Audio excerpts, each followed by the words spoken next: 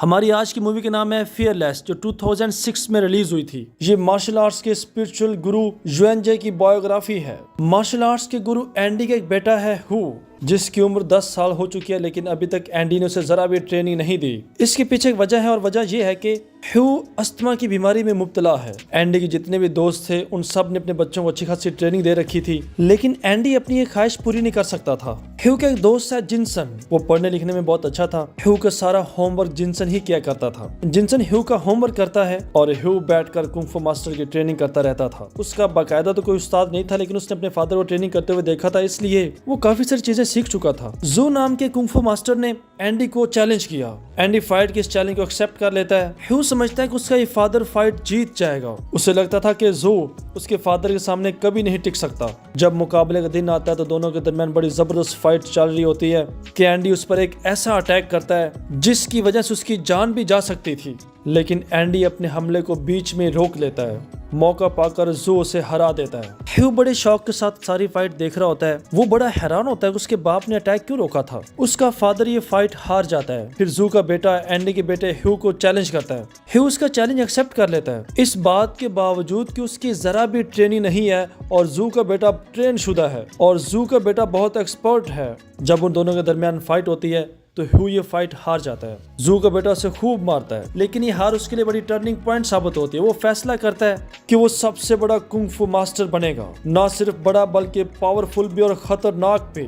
इसके बाद जिनसन और ह्यू अपने फादर की लाइब्रेरी से कुंग फू मास्टर की किताबें चुरा लेते हैं। जिनसन बैठकर उसके स्कूल का होमवर्क करता है और ह्यू किताब से देख देख कर प्रैक्टिस करता है। वो बहुत ज्यादा प्रैक्टिस करता है, इतने जुनून के साथ वो जरा भी आराम नहीं करता। अच्छी खासी प्रैक्टिस और ट्रेनिंग के बाद वो जू के बेटे को फिर से चैलेंज करता है। उसे कहता है कि आओ मेरे साथ फाइट लड़ो। जू का बेटा उसके चैलेंज को एक्सेप्ट कर लेता है, क्योंकि वो उसे पहले भी हरा चुका था। अब की दफा उन दोनों के दरमियान बड़ी अच्छी फाइट होती है और ह्यू उसे हरा देता है। इसके बाद सीन शिफ्ट होता है, हम देखते हैं कि ह्यू की फादर की डेथ हो चुकी है। उसके पास एक बेटी भी है, मगर उसकी बीवी की भी डेथ हो गई है और ह्यू अपने शहर का सबसे पावरफुल कुंग फू मास्टर बन चुका है। ह्यू ने बहुत सारे मुकाबले लड़े, लेकिन हर मुकाबले का वो विनर रहा। वो अभी तक एक मुकाबला भी नहीं हारा था। सब उसके नाम से कांपते थे। हर फाइटर के दिल में उसका खौफ बैठा हुआ था और वो बहुत पॉपुलर हो गया था। बहुत ज्यादा पॉपुलर होने की वजह से उसमें गरूर और तकब्बुर भी आ जाता है। उसका अपने साथियों के साथ बिहेवियर बड़ा बुरा होने लगा।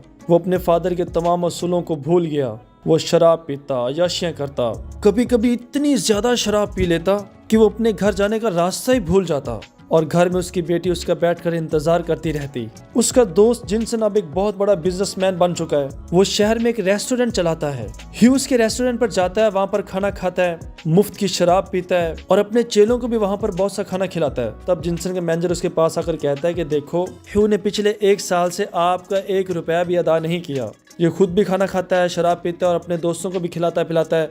इसके जिम्मे बहुत सारा कर्ज हो गया है। जिनसन उसे समझाने की कोशिश करता है। उसे कहता है तुम्हारे चेले तुम्हारे साथ सिंसियर नहीं है, ये तो तुम्हारे साथ इसलिए है कि तुम इन्हीं बहुत सारा खाना मुफ्त में खिलाते हो, मुफ्त में शराब पिलाते हो। ह्यू को उसकी बात बहुत बुरी लगती है और वो गुस्से में आकर वहां से चल देता है। ह्यू अपनी सारी जायदाद और प्रॉपर्टी शराब और अय्याशियों में उड़ा देता है। वो अपने बहुत से दोस्तों का मखरूज भी हो चुका है। शहर में एक और फाइटर भी रहता है जिसका नाम है किन। वो भी बहुत बड़ा फाइटर है। उसने भी जिससे मुकाबला किया उसको हरा दिया। आज तक उसको भी कोई नहीं हरा सका था। एक महफिल में ह्यू और किन के दरमियान कुछ बातों पर तलख कलामी होती है, जिसकी वजह से ह्यू गुस्से में आकर वहां से चला जाता है। जब वो घर पहुंचता है तो शाम के वक्त वहां पर एक शख्स को लाया जाता है जो बहुत ज्यादा जख्मी है। ह्यू जब उससे पूछता है कि तुम्हारे साथ ऐसा किसने किया, तो वो कहता है कि किन ने किया। ह्यू किस बात पर बहुत गुस्सा आता है। उसे लगता है कि किन ने अपनी बेइज्जती का बदला लेने के लिए सब कुछ किया। अगले दिन वो जिनसन के होटल में जाता है जहां पर किन अपनी फैमिली के साथ बर्थडे सेलिब्रेट कर रहा होता है। ह्यू उसे मुकाबले के लिए चुनौती देता है, लेकिन किन उसे मना कर देता है। उसे कहता है कि आज नहीं, आज मेरी सारी फैमिली यहाँ पर मौजूद है,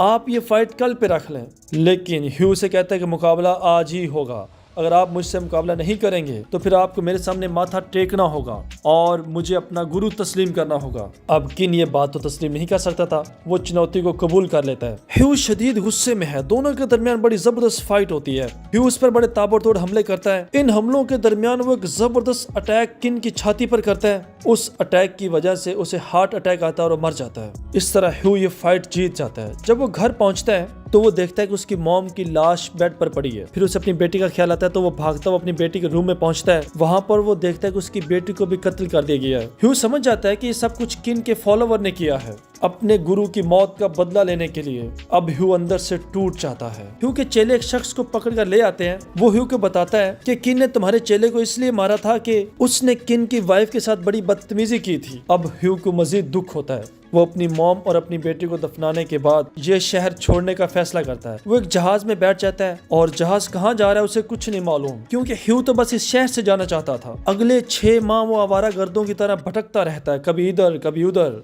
इस दौरान वो खुदकुशी करने की भी कोशिश करता है। जब वो अपनी जान लेने ही वाला होता है कि उसे गाँव के कुछ लोग बचा लेते हैं और उसे अपने साथ गाँव ले जाते हैं। ह्यू अभी तक बेहोश होता है। वो उसके जख्मों का इलाज करते हैं। जब ह्यू होश में आता है तो उनसे कोई बात नहीं करता। वो उससे बहुत कुछ पूछते हैं कि तुम कौन हो, कहाँ से आए हो। उसी गांव में एक लड़की रहती थी जिसका नाम है मून।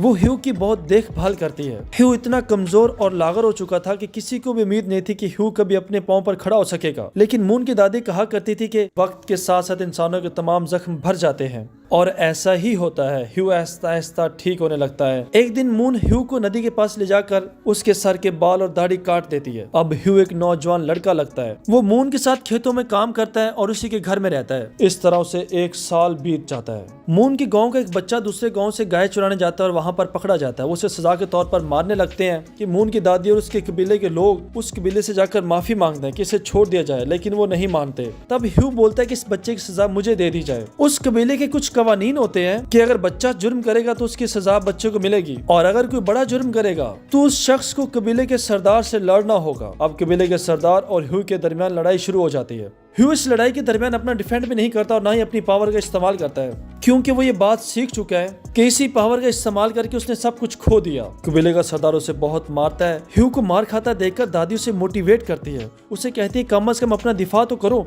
इसके बाद ह्यू अपना दिफा करना शुरू कर देता है। जब वो अपना दिफा करता है तब कबीले का सरदार उसे एक नुकसान भी नहीं पहुंचा पाता। इस तरह फाइट का टाइम खत्म हो जाता है और ये मुकाबला ह्यू जीत जाता है। गांव के तमाम बच्चे भी ह्यू को फाइट करते हुए देखते हैं। वो उसे कहता है कि हमें भी कुंग फू सिखाओ, लेकिन ह्यू नहीं मना कर देता है। वो नहीं कहता है कि आप बहुत अच्छे बच्चे हो, पावर आपके बिहेवियर को चेंज कर देती है और आप एक घमंडी शख्स बन सकते हो। फिर ह्यू, मून और गांव के तमाम बच्चे बैठे होते हैं कि उनमें से एक बच्चा शरारत के तौर पर कहता है आप दोनों की जोड़ी बहुत अच्छी लगती है, क्यों ना आप दोनों शादी कर लें। मगर वो दोनों ही बात को इग्नोर कर देते हैं। मून ह्यू से कहती है कि मैं अपनी मॉम की कब्र पर जा रही हूँ। ये बात सुनकर ह्यू को भी अपने पिता और अपनी मॉम की याद आती है। वो भी फैसला करता है कि अब वो शहर चला जाएगा। वो ये सारी बात मून को बताता है। उसे कहता है कि मुझे अपनी बेटी की कब्र पर भी जाना है, उससे माफी मांगनी है, क्योंकि उसकी जान मेरी वजह से गई थी। ये कहते हुए वो बहुत दुखी था, लेकिन मून उसे हौसला देती है। उसे कहते है कि आप हिम्मत और हौसला कभी ना हारना। ह्यू से वादा करता है कि मैं जल्द ही शहर से वापस लौटूंगा तुम्हारे लिए। ह्यू जब वापस शहर पहुंचता है तो उसे पता चलता है कि शहर पर किसी और ने कब्जा कर लिया है। वो अपने घर जाता है तो उसके घर में अभी तक उसका एक मुलाजिम रह रहा होता है, जिसने उसके घर को बड़े अच्छे तरीके से संभाल के रखा होता है। वो उसकी बड़ी खिदमत करता है। इसके बाद ह्यू अपने पिता की कब्र पर जाता है, उससे जाकर माफी मांगता है। उससे कहता है कि मुझे आज पता चला कि आपने उस दिन जू पर हमला क्यों नहीं किया था। आपने खेल के नियम को नहीं तोड़ा था और मैंने ये नियम तोड़कर बहुत बड़ी सजा पाई है। ह्यू एक न्यूज़पेपर में पढ़ता है कि हरकुलिस नाम के एक फाइटर चाइनीज को चैलेंज करता है। उनको वो बड़ी बेइज्जती के साथ हरा देता है। ह्यू अपने हम वतनों की इस बेइज्जती का बदला लेने के लिए उसे चुनौती देना चाहता था। इसके बाद वो अपने दोस्त जिनसन के पास जाता है, उससे जाकर माफी मांगता है। उसे कहता है कि मुझे अपनी गलतियों का एहसास हो गया है, I am really sorry my friend. तो वो भी उसे गले लगा लेता है और उससे माफ कर देता है। ह्यू हरकुलिस को चुनौती दे देता है और हरकुलिस उसकी चुनौती को एक्सेप्ट करता है। दोनों के दरमियान एक जबरदस्त फाइट का आगाज होता है, क्योंकि हरकुलिस ने भी आज तक कोई मुकाबला नहीं हारा था। उसने तमाम चाइनीज को हरा दिया था। ह्यू को देखकर सब लोग कह रहे थे कि ह्यू हार जाएगा, क्योंकि ह्यू बहुत ज्यादा कमजोर लग रहा था। लेकिन जैसे मुकाबला शुरू होता है तो हरकुलिस को पता चलता है कि मुकाबला इतना आसान नहीं है। वो अपने जिस हरीफ को बहुत कमजोर समझ रहा था वो तो बड़ा फुर्तीला और ताकतवर है। दोनों के दरमियान जबरदस्त किस्म की फाइट चल रही होती है कि ह्यू के एक अटैक की वजह से हरकुलिस एक ऐसी जगह पर गिरने वाला होता है जहां पर एक नोकदार सलाख होती है। अगर हरकुलिस उस पर गिर जाता तो उसकी फौरन डेथ हो सकती थी, लेकिन ह्यू उसे पकड़ लेता है जिससे उसकी जान बच जाती है। ये देखकर हरकुलिस अपनी हार तस्लीम कर लेता है और ह्यू को इस मैदान का फातेह करार दे देता है। इस फाइट के बाद फिर से ह्यू की पॉपुलैरिटी में इजाफा हो जाता है। विदेशी लोगों को उसकी पॉपुलैरिटी देखकर बहुत डर लगने लगा था। वो सोचते थे कि अगर ह्यू इस तरह मशहूर होता गया तो फिर चाइनीज लोग उसके खिलाफ बगावत कर सकते हैं। इसलिए उन्होंने एक ही दिन में उसे 4 मुकाबले करने के लिए कहा। ह्यू उनकी चुनौती कबूल कर लेता है। मुकाबले का दिन आ जाता है और पहले तीनों मुकाबले वो बड़ी आसानी से जीत जाता है। चौथा मुकाबला करने के लिए जब फाइटर आता है तो वो देखता है वो तो उसका अपना दोस्त तनंका है। तनंका उसे कहता है कि देखो, अगर आप चाहो तो हम ये फाइट यहाँ पर रोक सकते हैं। ह्यू कहता है कि नहीं, अब हमें ये फाइट लड़ना होगी अपने वतन की खातिर। दोनों ही बड़े जबरदस्त प्लेयर हैं, बड़ी जबरदस्त फाइट रहती है उनके दरमियान। पहले राउंड में बड़ा बराबर का मुकाबला होता है, कोई भी एक दूसरे पर हैवी नहीं हो पाता। इस तरह पहला राउंड खत्म हो जाता है बगैर किसी नतीजे के। दूसरा राउंड शुरू होने से पहले ह्यू चाय पीता है, उस चाय में जहर मिलाया गया था। जैसे ही दूसरा राउंड शुरू होता है ह्यू को चक्कर आने लगते हैं और उसके मुंह से खून निकलने लग जाता है। ये देखकर तनांका मैच रोक देता है। फिर ह्यू के दोस्त उसे कहते हैं कि हम ये फाइट रोक देते हैं। ह्यू कहता है कि फाइट नहीं रुकेगी, मेरी मौत तो पक्की है क्योंकि मुझे जहर दिया गया है। तो वो कहता है कि जहर से मरने से बेहतर है कि लड़कर मर जाऊं। वो फिर से तनांका के साथ लड़ना शुरू कर देता है। अब वो तनांका पर बड़े जबरदस्त हमले करता है। इन्हीं हमलों के दरमियान एक हमला वो ऐसा करता है जैसा उसने किन पर किया था, जिससे किन की जान चली गई थी। इस तरह तनांका की जान भी जा सकती थी, लेकिन ह्यू अपना हमला रोक देता है। इसके बाद उसे फिर से चक्कर आने लगते हैं और वो गिर जाता है। तनांका जानता था कि इस हमले का मतलब क्या था, मतलब उसकी मौत थी। इसलिए वो खुद ही ह्यू को विनर करार दे देता है, जिस पे उसका मालिक उसे बहुत बुरा भला कहता है।